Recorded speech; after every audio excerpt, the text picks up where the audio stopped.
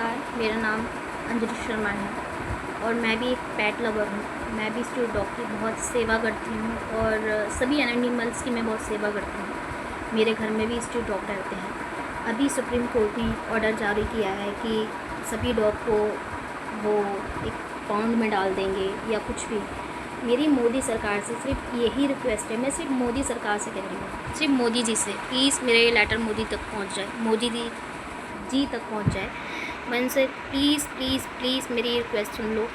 Please उनको उनके घर से, उनके लोगों से, उनके परिवार से प्लीज़ अलग मत करो।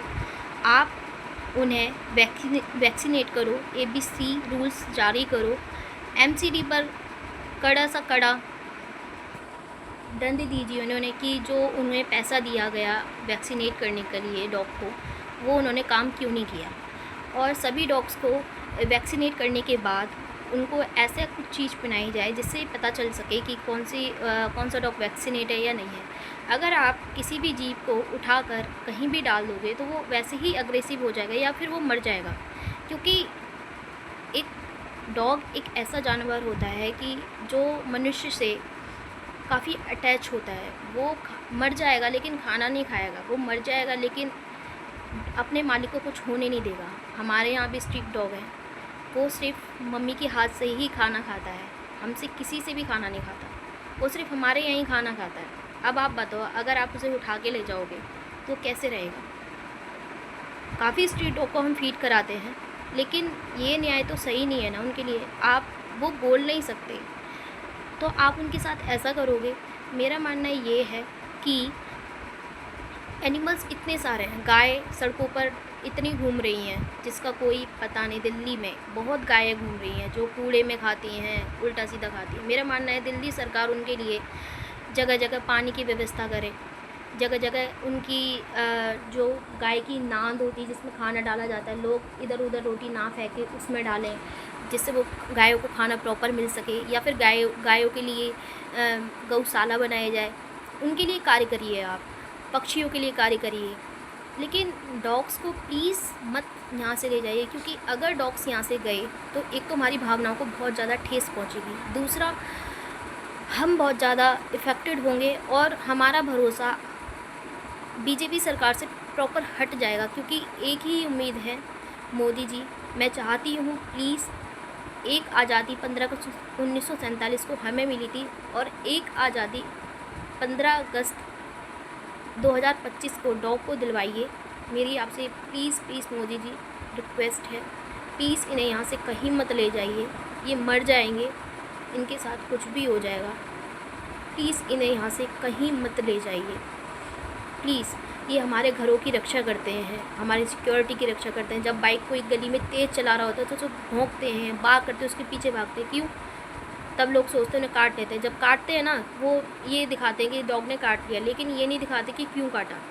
अगर गली में कोई बच्चा बाई चांस खेलता हुआ निकल जाए और ये स्पीड में एक बाइक निकालते हैं और उसकी डेथ हो जाए तो कौन रिस्पॉन्सिबल होगा?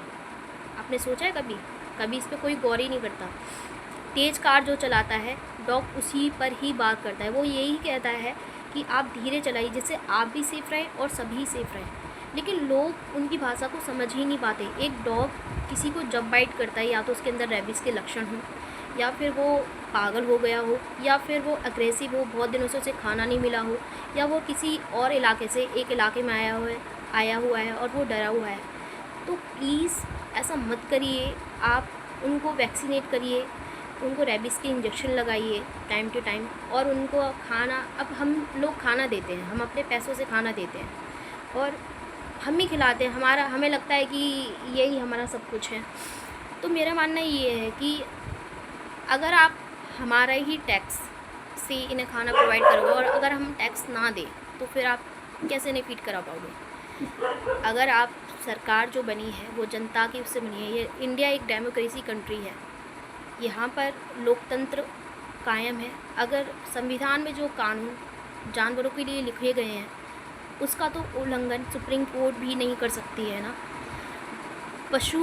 जानवरों में पशु डॉग एक ऐसा माना गया है जो सदियों से मानव के साथ रहता हुआ है।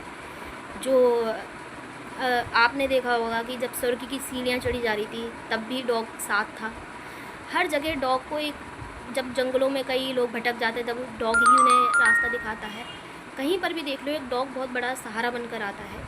मेरा मानना ये है कि गलियों में चोरी नहीं होती, डॉग ही है, डॉग से ही लोग डरते हैं। ठीक है, तो ये बहुत ज़्यादा बेनिफिट है इस चीज़ का। और मैंने तो यहाँ तक भी देखा है कि कभी कभी जब हम सुनसान रास्ते पर होते हैं ना, तो जब हम लड़कियाँ अकेले चल रहे होते हैं तो हमें डर लगता है कि मतलब कोई हमारे साथ, लेकिन जब हम डॉग को देखते हैं ना तो हमें उनको देखकर ऐसा लगता है कि हमारे साथ कोई है, क्योंकि डॉग्स के अंदर है। अगर आप उन्हें कहोगे ना कि हमें काट रहा है तो वो उसको बात करेंगे, उसे उन्हें मारेंगे वो लोग।